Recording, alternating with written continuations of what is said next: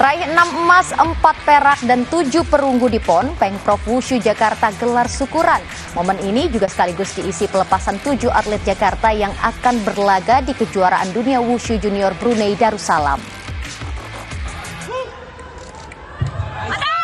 Kontingen Wushu Jakarta berhasil meraih hasil positif pada PON 2024. 6 emas, 4 perak, dan 7 perunggu berhasil dibawa pulang anak-anak Jakarta.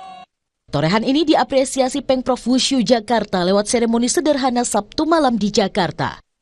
Kesempatan ini juga sekaligus digunakan untuk melepas 7 atlet Jakarta yang akan mengikuti kejuaraan dunia Wushu Junior di Brunei Darussalam. Salah satunya atlet 14 tahun peraih 1 emas dan 1 perunggu PON, Agni Agustin Dimonim. Agni akan turun di nomor taulu Junior B. Mudah-mudahan di Brunei ini para atlet kita sekarang berangkat ke Brunei bukan atas nama daerah masing-masing, tetapi kita bersatu atas nama Indonesia. Kita bisa mengibarkan bendera merah putih di Brunei dan lagu Indonesia Raya bisa dikumandangkan dengan lebih sering lagi.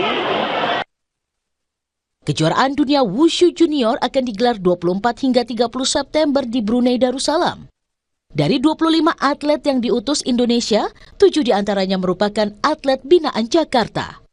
Adapun pada kejuaraan dunia Wushu Junior 2022, kontingen Indonesia berhasil meraih 10 emas. Tim Liputan Kompas TV.